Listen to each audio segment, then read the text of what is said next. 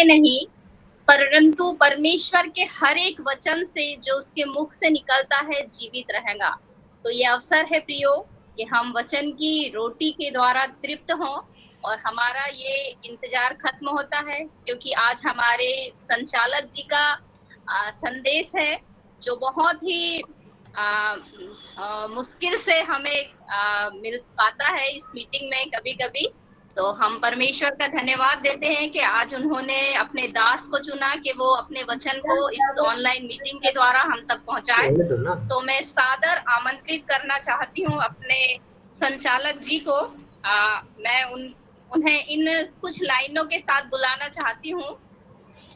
तो मसीहत में हमारा कैसा है व्यक्तित्व, मसीहत में हमारा कैसा है व्यक्तित्व, धनी और लाजर के बीच कहाँ है हमारा अस्तित्व। मसीहत में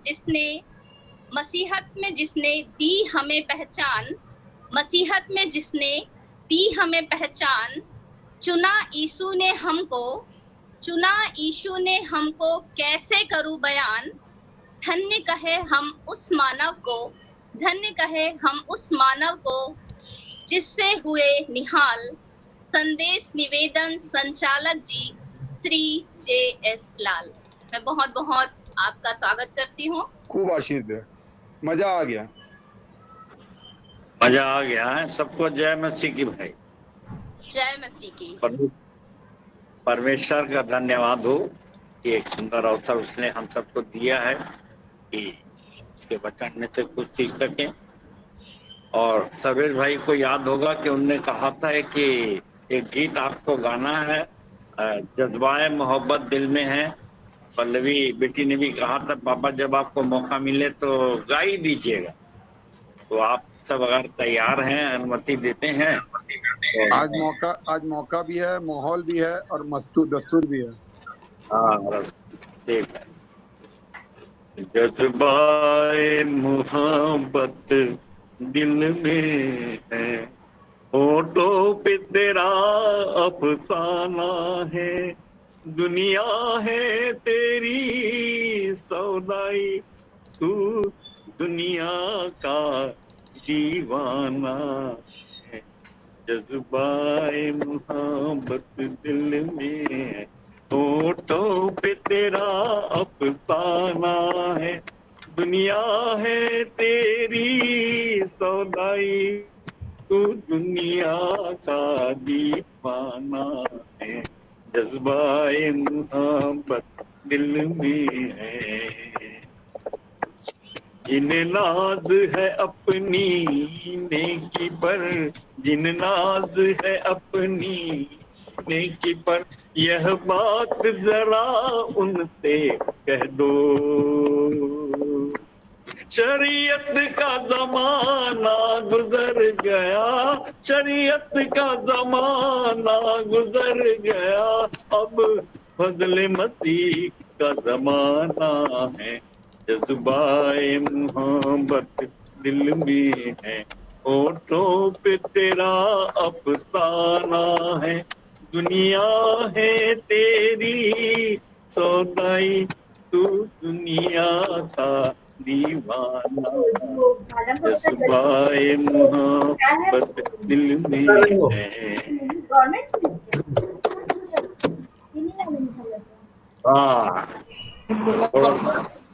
बहुत परमेश्वर आपको और ऐसे ही अपनी महिमा के लिए इस्तेमाल करता चला जाए और आपकी आवाज को और भी जवानी जैसे निखारता चले जाए। जैसे उकाव की जवानी बढ़ती चली जाती है, वैसे ही आपकी आवाज में और निखार आता चला जाए। तो हम परमेश्वर से ऐसी आशा करते हैं, आपका बहुत धन्यवाद करते हैं। जब से आप 70 पार हुए हैं और बेहतर होते जा रहे हैं। वाह वाह वाह। ऐसी जवानी सबको दे और खास करके हमको भी दे। ठीक भाई, परमेश्वर का धन्यवाद हो और सारी महिमा परमेश्वर को मिले। मैं अपनी बेटी से बात कर रहा था और ये कह रहा था कि देखो एक एग्जाम पास करने के लिए, चाहे बीए हो, एमए है, 5वीं से हम लोग कोशिश करते हैं, 5वीं बोर्ड, 8वीं बोर्ड, 11वीं, और रात दिन पढ़ते हैं। और हमारे प्रिया जी कह भी देते हैं कि भाई परीक्षा का समय है, बच्चे को पढ़ने दो। और 5 प्रश्न हमारे सामने रख दिए जाते हैं, जिसमें हमको कॉपी तक देखने का, कोई चीटिंग वीटिंग करने का अवसर नहीं रहता, खुद भी देखने का। अब सवाल ये है कि हमको मन से लिखना है। और मैंने ये सोचा कि शायद मैं जितना एमए एलएलबी करने में रात दिन जगह दिन भर ड्यूटी कर रहा हूँ, अगर 1 साल भी 6 महीना भी अगर ईमानदारी से बाइबिल की स्टडी करूँ कि मुखाग्र कुछ चीज याद कर सकूं या कोई क्वेश्चन का उत्तर लिख सकूं, तो मैंने अपनी बेटी से पूछा तो बोले हाँ, हम लोग ने कभी नहीं सोचा ऐसा। तो मेरे प्रियो, कुछ ऐसा ही होता है कि हम अनंत जीवन के बारे में कभी सोच नहीं पाते और समय भी नहीं मिल पाता, और फिर बाइबिल की ऐसी स्टडी नहीं करते, और जिसके कारण से बहुत कुछ अपने जीवन में खो जाते हैं। न केवल ये जीवन बल्कि परलोक का जीवन भी खो जाते हैं। तो आवश्यक है कि हम ऐसी स्टडी करें, और जैसा लिखा है कुलुसियों 2:8, अगर किसी को पढ़ना है तो पढ़ दीजिए, कोई तुम्हारे तत्व ज्ञान को अहर ना कर ले। कोई रेडी है तो कुलुसियों 2 का 8वां पद, वहां से मैं प्रारंभ करूंगा। हाँ, कुलुसियों 2 और 8। ऑन करो, कोई है रेडी? ऑन करो, ऑन करो, ऑन करो।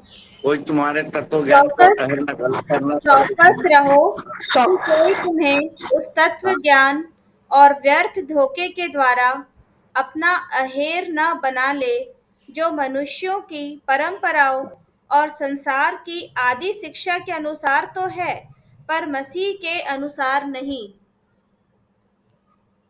मेरे प्रियो, इस पर विचार करिए कि मसीह के अनुसार आदि शिक्षा की शिक्षाएं खूब दी जाती हैं, लेक्चर खूब दिया जाता है, और कई बार हमारा तत्व ज्ञान वहीं कहीं खो जाता है पुराने नियम में। पर मसीहा की शिक्षा कुछ और है, और आज मैं उन्हीं शिक्षाओं के आधार पे आपको सामने कुछ बातें रखूंगा। जैसा आपने पढ़ा लूका 16 और 19 से 31, और मुझको स्मरण आता है हमारी बहन डॉक्टर अल्पना राम ने एक बहुत सुंदर कहानी बताई थी, और उसके आधार पे मैं उसको चुटकुला कह सकते हैं उसको, और उसके आधार पे मैं संदेश को आगे बढ़ाऊंगा। कि देखो, संडे स्कूल के बच्चे बैठे हुए थे और टीचर ने उनसे पूछा कि आप लोग ने वो धनी और लाजर की कहानी सुनी या नहीं सुनी। और वो बच्चे के हाँ सुनी, हम तो बचपन से जानते हैं, और बच्चे हैं भी। और इसके पश्चात उन्होंने कहा कि भाई तो बड़े होकर या तुम अंत में क्या बनना चाहोगे, तुम धनी बनना चाहोगे या लाजर बनना चाहोगे। एक बच्चे ने हाथ उठाया, बोले मैं तो धनी बनना चाहूंगा। दूसरे बच्चे ने हाथ उठाया, उसको मुंह कर दिया कि लाजर बनना चाहूंगा। और एक बच्चे ने, और टीचर आश्चर्यचकित थे और उन्होंने बोला भाई क्यों भाई दोनों हाथ क्यों उठाए हो। तो उसने कहा कि बनना चाहता हूँ, मरने के बाद लाजर बनना चाहता हूँ ताकि इब्राहिम की गोद में रहूं। सुप्रियो, उसने कहा वाह भाई तू तो सांप की नहीं चतुर, कबूतर की नहीं भोला निकला, दोनों तरफ लड्डू बटोरना चाहता है। प्रियो, मैं सोचता हूं कि आपका क्या विचार है, और हमारे सामने हमारा क्या विचार होता है। आप अपने लिए सोचिए, मैं अपने विचार को बताता हूं कि इस जीवन में भी चाहता हूं कि बहुतायत का जीवन हो, किसी के सामने हाथ ना फैलाना पड़े,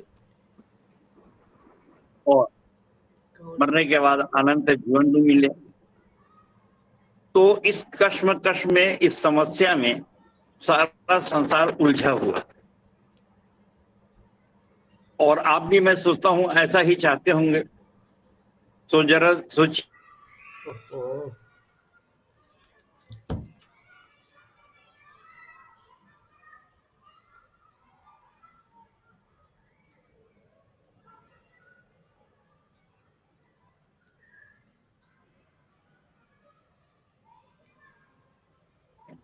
और कहा जाता है, एक कोटेशन है जो मैं अक्सर बोलता हूं कि मानव मस्तिष्क में उठते हुए जाड़ भाटे जब तक उन्मुख प्रवाह नहीं प्राप्त कर लेते वो शांत नहीं होते।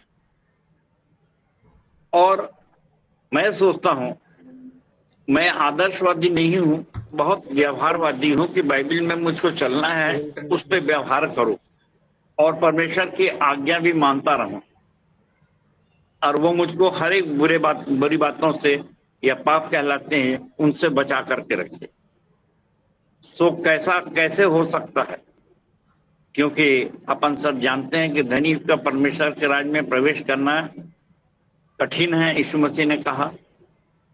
और हम चाहते हैं कि हम धनी भी ना बने, परंतु बिना धन के हमारा गुजारा भी नहीं है। वहीं से आ रहा है, मैं सोच रही और अगर ये प्रश्न उठ जाए, मैंने पहले अपने बुजुर्गों से पूछा कि आपने कभी सोचा कि धनी कौन है संसार में? तो अगर श्राप की बात करेंगे, धनी श्रापित है, तो सब कहेंगे भैया मैं नहीं, मेरे से ज्यादा वो है। मेरे प्रियो, एक मूल्यांकन है कि हम अपने से आर्थिक स्थिति के नीचे वालों के साथ रहते हैं तो हम कहते हैं कि भाई हाँ, हम वो वे कहते हैं धनी और हम मान लेते हैं। परंतु अपने से जब ऊंचे आर्थिक स्थिति वालों के साथ रहते हैं तो हमको ऐसा लगता है कि हम बहुत गरीब हैं, वो धनी है, वो धनी है। और इन दोनों व्यक्तित्व का पाला हमको प्रतिदिन पड़ता है। कोई ना कोई हमारे संपर्क में आता है और हम महसूस करते हैं। एक और बात मैं बताना चाह रहा था कि बचपन में मेरी माँ ने एक बात बताई थी।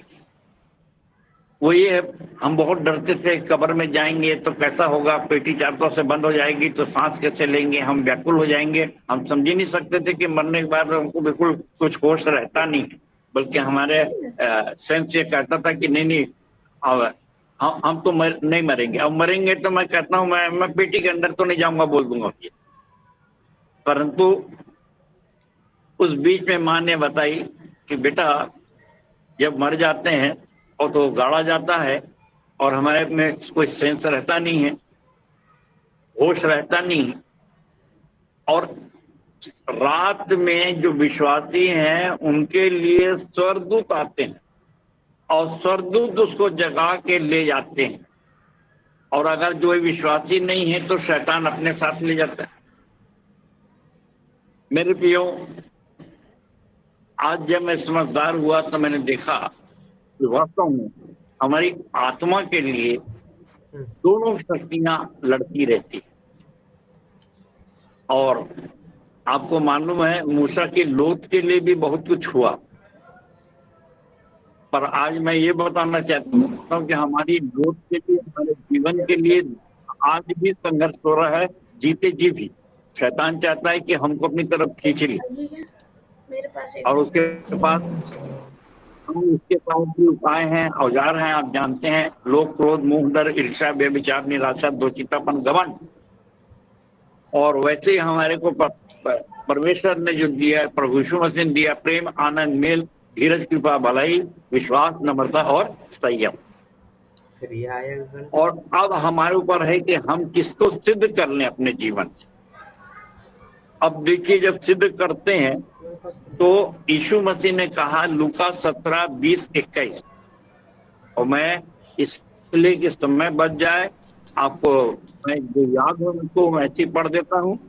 तब कितने फरीसी आकर, लूका 17:20 और 21 पर, तब कितने फरीसी आकर के यीशु मसीह से पूछने लगे कि स्वर्ग का राज्य कब आएगा, कैसे आएगा। यीशु मसीह ने कहा कि स्वर्ग का राज्य प्रत्यक्ष रूप से नहीं आता।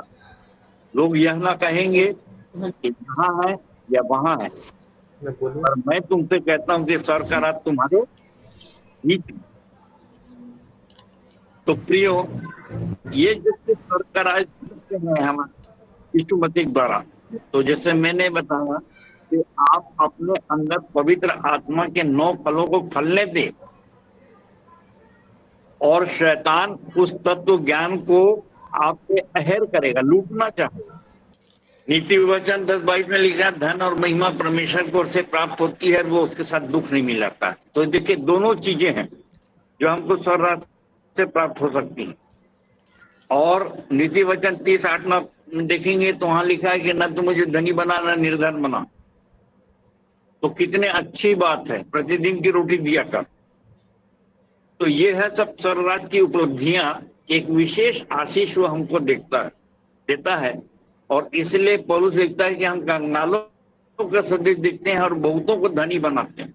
एक वंडर हमारे व्यक्तित्व में आ जाता है और लोग सोचते रहते हैं, बहुत विचार करते हैं, अपने अपने दिमाग के अनुसार सोचते हैं कि नहीं, विदेश से पैसा प्राप्त हो रहा है, यहाँ से हो रहा है, वहां से हो रहा है।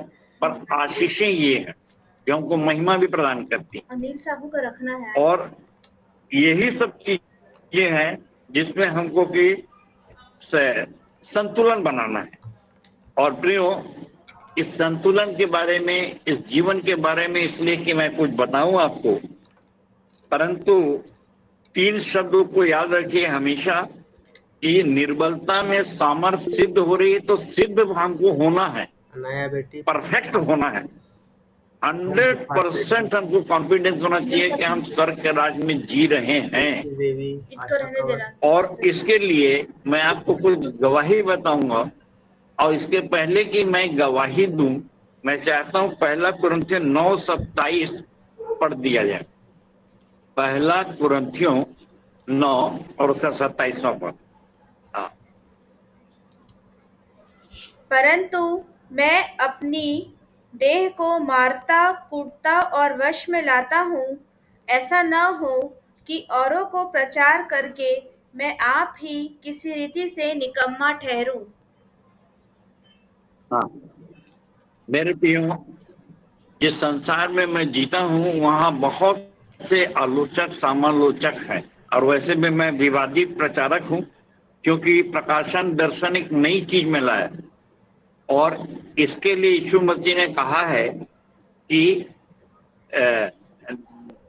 नया दाखरस पुरानी मशकों में नहीं रखा जाता, वो मशकें फट जाएंगी। आशा कवर। और इसको मैंने अपन संपादकीय में लिखा है कि मेरे पास जो है सब नया दर्शन है, प्रकाशन है। और यही अमन गाना गावन बुक में, धर्मराज की खोज में, जब मैंने इन बातों को लिखा, बुखार है, तो जब मैं की गवाही देता हूँ तो अक्सर लोग कहते हैं कि भाई ये ईश्वर की कम तारीफ करते हैं, अपनी कम तारीफ करते हैं, घमंडी है। कुत्ते ने काट लिया। और बोर्ड नंबर 7 में हमने ज्ञान और घमंड को खूब अच्छे ढंग से परिभाषित किया, क्या होता है ज्ञान और क्या है घमंड।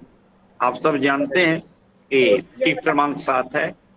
और बहन बबीता सिंह ने बहुत अच्छी कविता भी लिखी है परिवार कि घमंड क्या है और किसे हम घमंड कहें, किसे ना कहें। उमेश भारती। तो ये सब हम लोग ने बहुत पहले प्रयास करके प्रकाशित कर दिया पुस्तक में, ताकि आप भ्रमित न हो। परंतु मैं की गवाही मैंने पहले भी दी, आज भी दे रहा हूँ।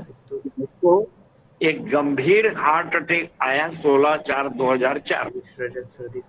और जब मैंने गवाही लिखा है 1.5 महीने के बाद, तो ये संदेश जो मैं आपके सामने दे रहा हूँ बड़े चर्च में मैंने अभी 2 हफ्ते पहले दिया, और वहां पर उनको स्मरण कराया। जितने लोग सुन रहे थे वो सब जानते हैं कि स्मरण कराया कि कैसे बहुत विवाद हुआ कि आप कैसे कह सकते हैं कि आप चंगे हो चुके हैं, जबकि मैंने एंजियोप्लास्टी का ऑपरेशन नहीं कराया, 2 लाख नहीं दे पाया, तब की स्थिति।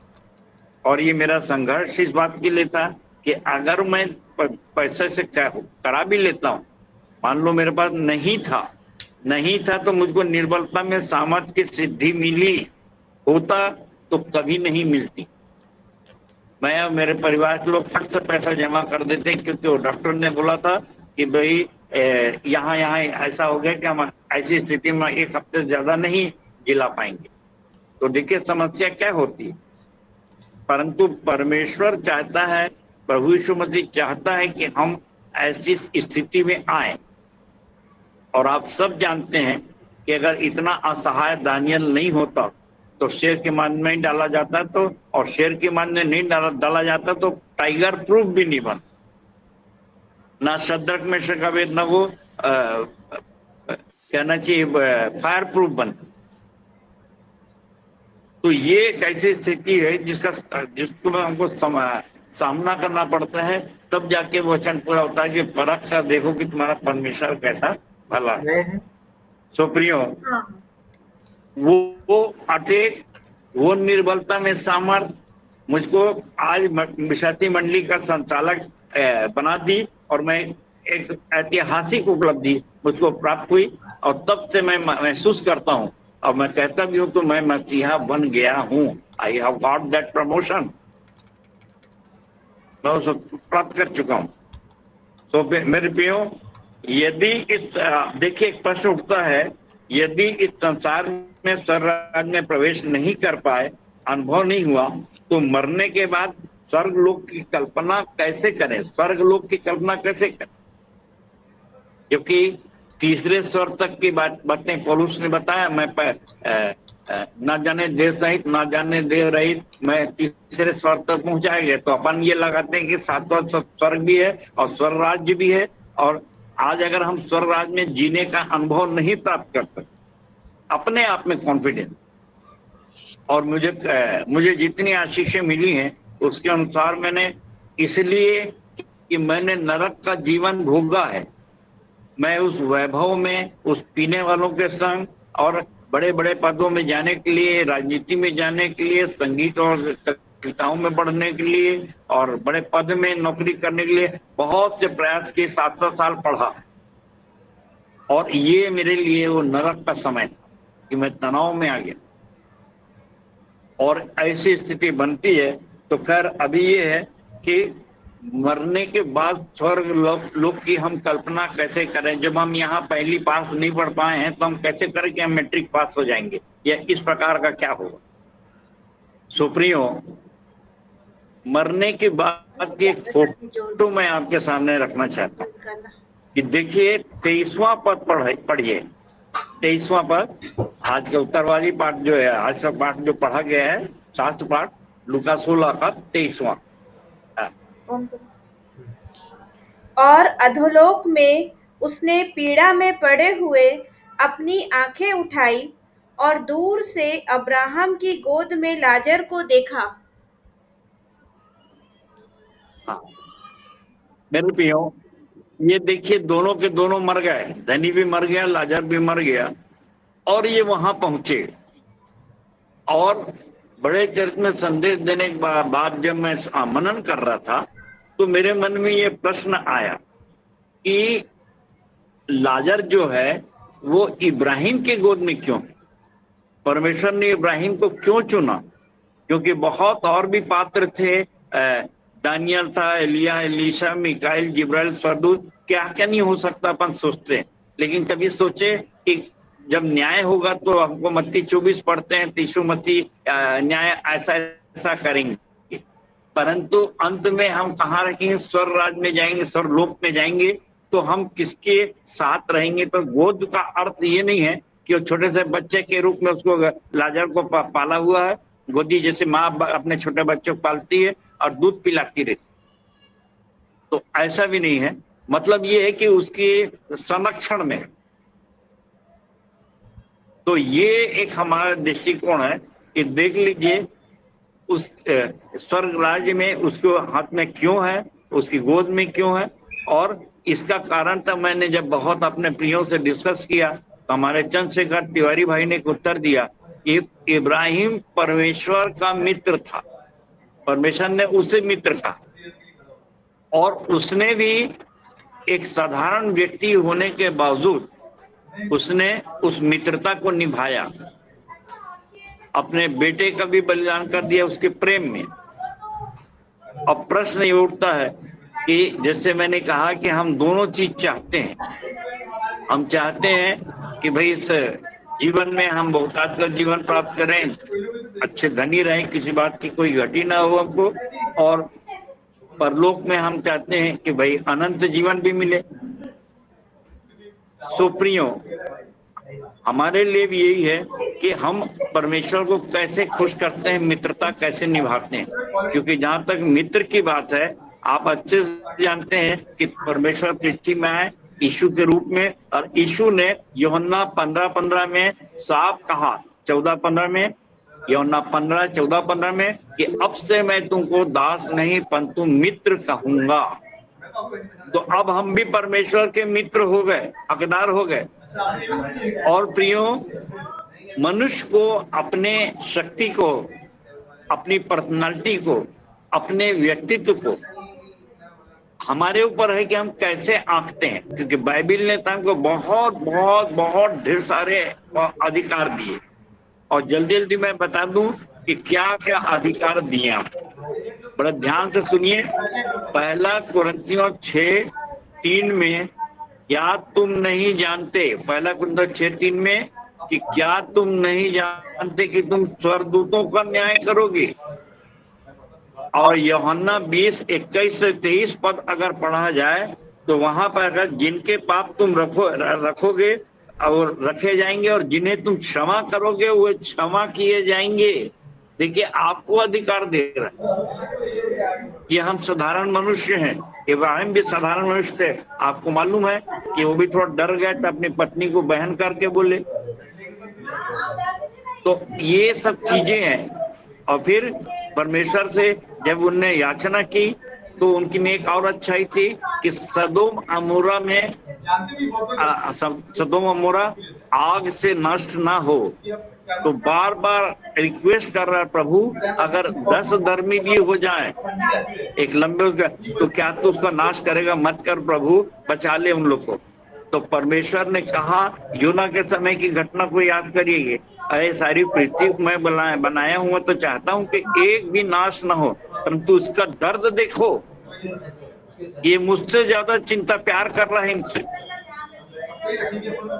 तो ये है इब्राहिम की पर्सनालिटी, कि परमेश्वर पर इतना भरोसा कि अपने बेटे को बलिदान करता है और दूसरों से रिक्वेस्ट करता है। मेरे प्रियो, जब हम आत्मा जीतते हैं तो हमारा भी प्रेम वैसे ही होता है कि हम सब के लिए प्रार्थना करते हैं, प्रभु ये भटक गया,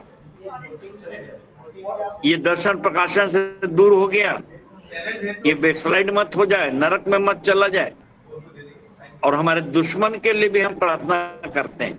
तो ये हमारी पर्सनालिटी है जो हमको न्यायाधीश बनाएगी, स्वर्ग का राज देगी और अधिकार देगी कि हम अपने चेलों का स्वयं न्याय कर सके।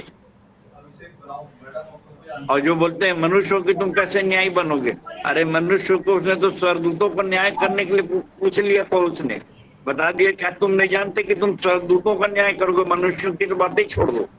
यानी अपनी हाइट देखिए, अपना व्यक्तित्व देखिए, अपनी पर्सनालिटी देखिए, जिसको आपको साधना है। अपने तत्व ज्ञान को संभाल के रखिए, अपने प्रकाशन दर्शन को संभाल के रखिए।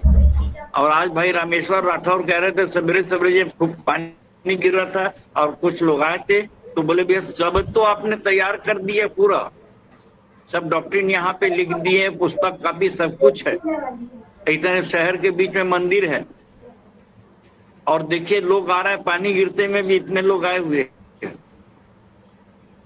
तो सवाल ये है कि हम अपने आप को साध कैसे रहें, समझ कैसे रहें। तो मेरे प्रियो, यहाँ पर देखिए कि यह एक अच्छी पढ़ाना चाहता हूँ, मत्ती 22 का 44वां पद पढ़िए भाई। मत्ती 22 का 44वां पद। हाँ, कि प्रभु ने मेरे प्रभु से कहा, मेरे दाहिने बैठ, जब तक कि मैं तेरे बैरियों को तेरे पांव के नीचे ना कर दूं। ये देखिए कि यहाँ पे एक लंबा डिस्क्रिप्शन ना करके मैं कह रहा हूं कि हमको क्या अधिकार दे रहा है।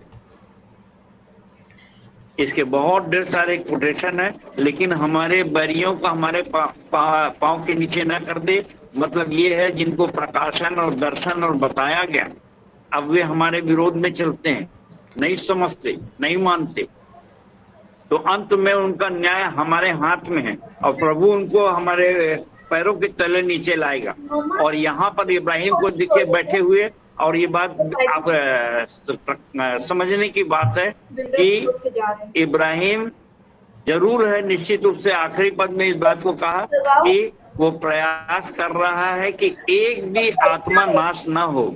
सदोम और अमोरा का मैं इसलिए दृश्य आपके सामने रखना चाहता हूँ, परंतु यहाँ पर न्याय के लिए जब उसने बैठा तो निश्चित रूप से कहा होगा धनी को कि मेरे भाई, जब तू चाहता है कि एक बूंद पानी से भिगो कर लाजर मेरी जीभ में लगा दे ताकि मेरी प्यास बुझ सके, दया कर प्रभु। तो काश तू उस समय मुझ पर दया कह रहा था, जब तेरे को इतने वचन पढ़ाए गए, प्रकाशन दर्शन बताया गया और नबियों के द्वारा, बाइबिल के द्वारा, प्रचारकों के द्वारा तुझको समझाया गया, और तो तूने मुझको इग्नोर मारा, अनदेखा किया। मेरे त्याग को भी तूने बाइबिल में नहीं पढ़ा कि मैं कैसे परमेश्वर को त्याग किया, तो आज विश्वासियों का पितामह बन गया।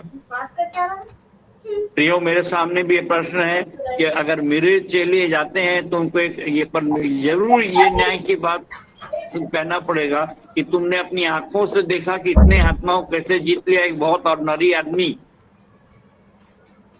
और मैं इब्राहिम के बारे में बता रहा हूँ कि कितना ऑर्डिनरी था, आप जानते हैं, परंतु परमेश्वर ने उसको कितना महान किया। और जब उसके बच्चे की बात आ रही तब उसके ऑर्डिनरीनेस को, सामान्य जीवन को समझिए कि चाहे जितनी उम्र का हो, लेकिन उसकी पत्नी ने कही बिना औलाद के तुम क्या फायदा तुम्हारे जीवन में, चलो एक तो और शादी कर लो। और उसने दासी को अपनी से संबंध बनाया और वो पुत्र उत्पन्न किया। अब आप देख लीजिए वो कितना साधारण व्यक्ति था, और उस समय तक उसकी मर्दानगी थी।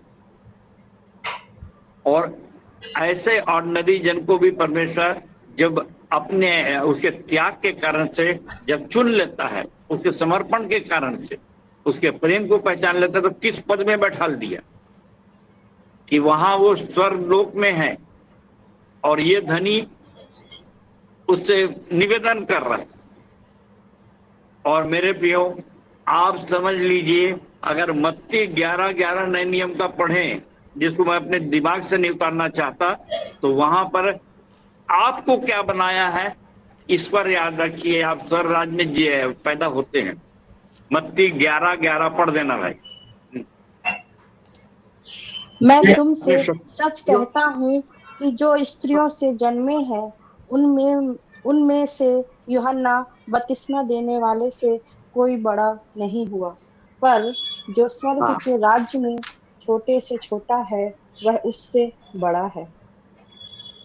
हाँ मेरे प्रियो, ये हम स्वर्ग राज्य में, मैंने पहले बताया लूका 17:20 कि स्वर्ग राज तुम्हारे बीच में है। आज यीशु मसीह अगर आपके साथ है तो आप स्वर्ग राज में हैं। और अगर छोटे से छोटे हैं, लेटेस्ट हैं, मैं अभी स्मरण कर रहा था कि पिछले हफ्ते जिन्होंने सुना, हमारे भाई देवांगन, लाडली देवांगन का बेटा देवांगन ने पहली बार विश्वासी मंदिर में संदेश दिया। मेरी आपसे रिक्वेस्ट है कि अगर वो अभी भी रिकॉर्डिंग है उसकी पिछले हफ्ते, तो उसको देखिए। और उसने कितना सुंदर वर्णन किया कि हम बिल्कुल भिखारी हो गए थे, सुसाइड करने वाले थे परिवार सहित, तब गुरु मंत्र पर्चा ने हमको बचाया। और आज उसका इतना बड़ा वर्कशॉप है कि मैंने उसको स्पेशल पूछा कि भाई तुम्हारे कितने लेबर हैं और कितना पेमेंट कर रहे हैं। सर्विस भाई अगर सुन रहे हैं तो सुन लीजिए, उनका वर्कशॉप जरूर आके देखिए। बिलासपुर आते हैं तो वो 2 लाख रुपए पर मंथ पेमेंट कर रहे हैं अपने लेबर को। क्या बात है, क्या बात है। मैं भी गवाही देना चाहूंगा क्योंकि मैं उसका मैं प्रत्यक्षदर्शी हूँ उन दिनों का, जब लाडली देवांगन पी खा के गायब हो जाते थे। और उस जमाने में बहुत मुश्किल से, उस जमाने में इनकमिंग आउटगोइंग का पैसा लगता था। लाडली देवांगन और दुर्गेश की माता जी एसटीडी बूथ से जाकर के फोन करती थी और सर्विस भैया, वो फिर भाग गए हैं। और मैं अपने लूना में बैठा करके लाता था और मैं तो जाके मरघट में मर जाऊंगा, ये कर दूंगा, वो कर दूंगा।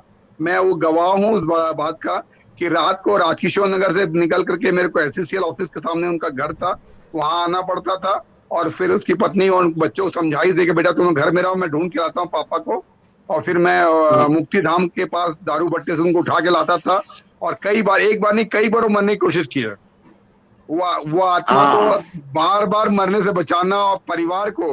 और आज दुर्गेश दीवानगंज जब मेरे को गले लगाता है ना अंकल बोल करके, तो मेरी मन आत्मा गदगद हो जाती है। उस जमाने में जब लूना खटारा लूना में मैं घूमता था और उस परिवार की स्तुति लेता था, और आज वो परिवार कितनों की स्तुति ले रहा है। प्रभु की स्तुति हो। सच में दुर्गेश की मेहनत और समर्पणता प्रभु में बहुत हेड्स ऑफ है। हाँ मेरे प्रियो, देखिए कितना प्यार है अगर हम करना चाहें तो। और मैं चाहूंगा प्रकाशित वाक्य 3:21 भी पढ़ देना भाई। हाँ प्रकाशित वाक्य 3:21 पूरा पूरा पढ़ दीजिए। हाँ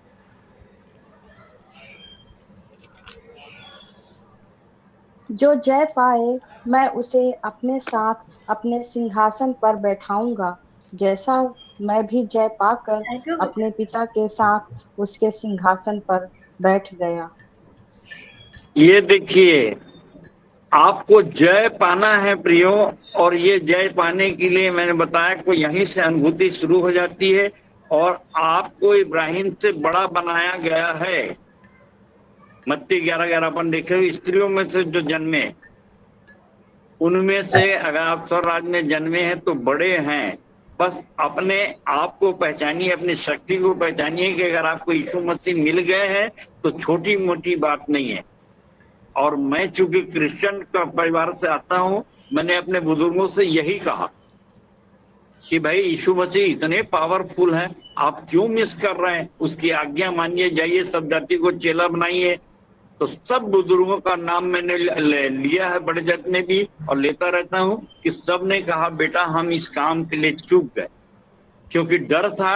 आज आपको मालूम है कि कितने आरोप हम लोग पर लगाए जाते हैं। और अभी मेरे विश्वासी मंदिर में आप सुन रहे होंगे कि एक ही कारण है कि मिशन अस्पताल को पूरा का पूरा वो लीज खत्म कर दी गई है और बंद करना चाहते हैं। और उन्होंने धीरे से बताया, और मेरे को डॉक्टर साहब ने बताया कि जो स्थिति है, आप विश्वासी मंदिर को बंद कर दीजिए, बाकी कोई समस्या नहीं है। समस्या सिर्फ यही है कि उनने सर्वेश श्रीवास्तव को क्यों लाया,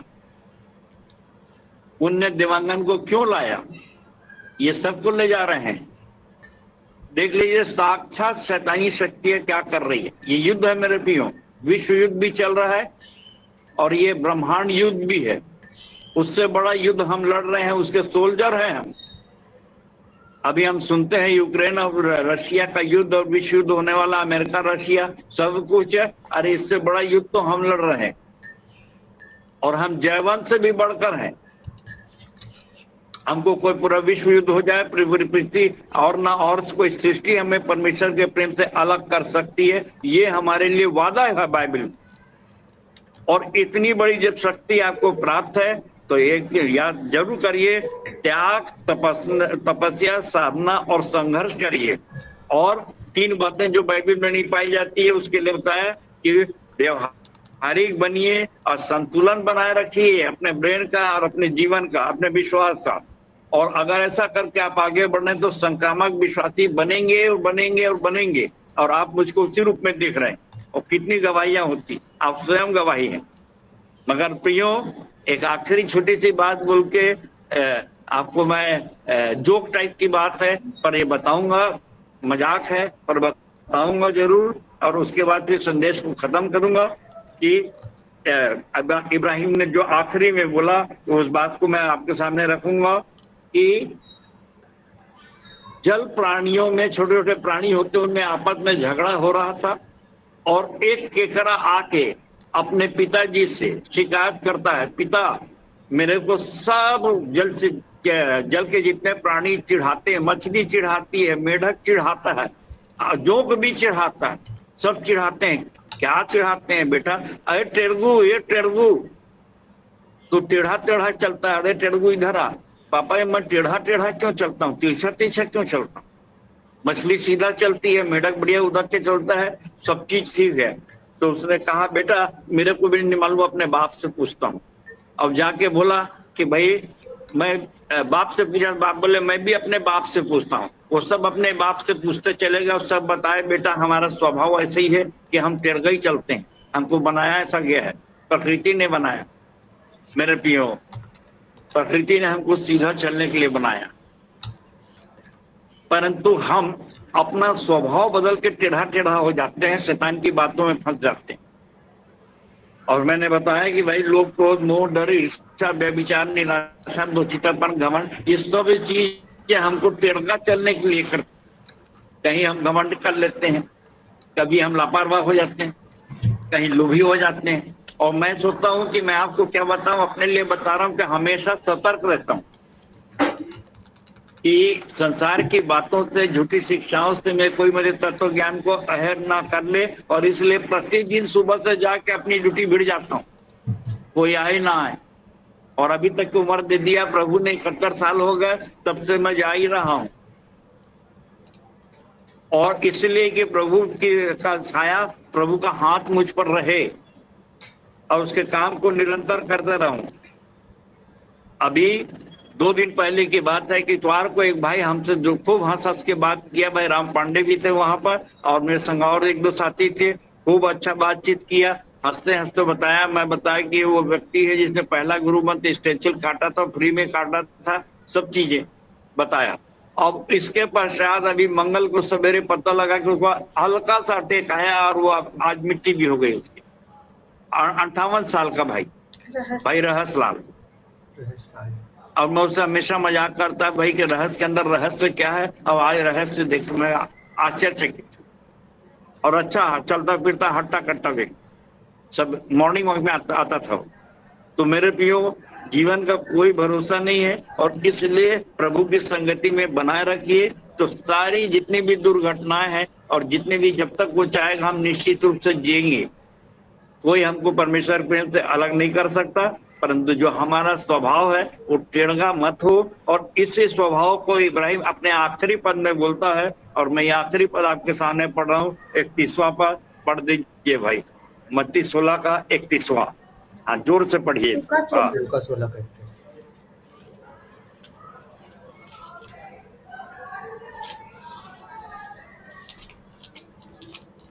लूका 16 का 31, सॉरी, उसने उससे कहा लूका 16 का। उसने उससे कहा, जब वे मूसा और भविष्यवक्ताओं की नहीं सुनते, तो यदि मरे हुओं में से कोई जी भी उठे तो भी उसकी नहीं मानेंगे।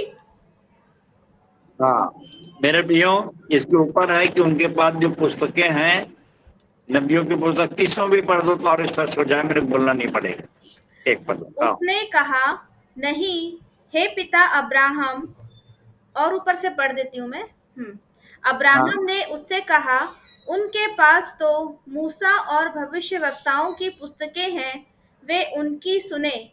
उसने कहा, नहीं हे पिता अब्राहम, पर यदि कोई मरे हुओं में से उनके पास जाए तो वे मन फिराएंगे। उसने उससे कहा, जब वे मूसा और भविष्यवक्ताओं की नहीं सुनते, तो यदि मरे हुओं में से कोई जी भी उठे तो भी उसकी नहीं मानेंगे।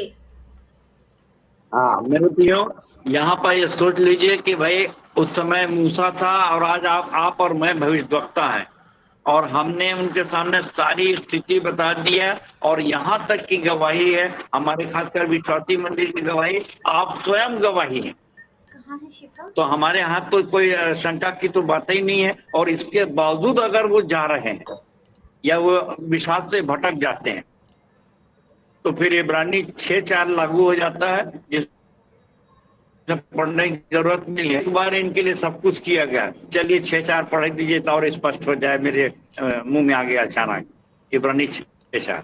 हाँ देखिए, परमेश्वर भी इनके सामने हार जाता है। क्यों?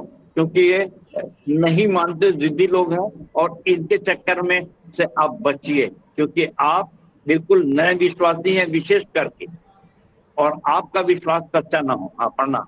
क्योंकि जिन्होंने एक बार ज्योति पाई है और जो स्वर्गीय वरदान का स्वाद चख चुके हैं और पवित्र आत्मा के भागी हो गए हैं और परमेश्वर के उत्तम वचन का और आने वाले युग की सामर्थ का स्वाद चख चुके हैं, यदि वे भटक जाएं तो उन्हें मन फिराव के लिए फिर नया बनाना अनहोना है, क्योंकि वे परमेश्वर के पुत्र को अपने लिए फिर क्रूस पर चढ़ाते हैं और प्रगट में उस पर कलंक लगाते हैं। हाँ, तो मेरे प्रियो, परमेश्वर के पुत्र कौन है? जितनों ने उसे ग्रहण किया उन्हें संतान होने का अधिकार दिया। तो मेरे प्रियो, ये हक है, आप भी संतान हैं, मैं भी संतान हूं। और आप समझ लीजिए, जो हमको क्रूस पर चढ़ा रहे हैं, हम आपको सुसमाचार दें, आप हमारे को भला बुरा कर रहे हैं, तो ये सब बातें कई बार हम सोच लेते हैं कि नहीं, यीशु मसीह को तो क्रूस पे चढ़ाया। किसने चढ़ाया? वही जो बाइबल जानते थे, आप सब जानते हैं, यहूदियों ने।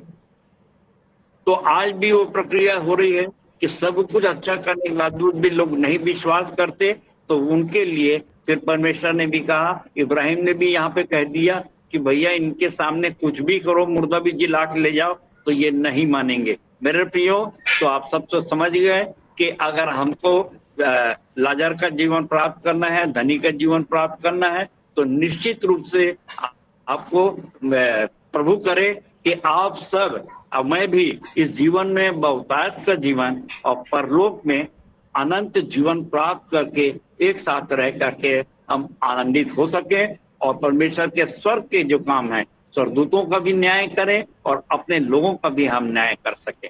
तो ऐसी आशीष परमेश्वर सबको दे। परमेश्वर अपने वचन के कहे जाने पर आशीष दे सबको। जय मसीह की, जय मसीह की और जय मसीह की। धन्यवाद। जय मसीह की।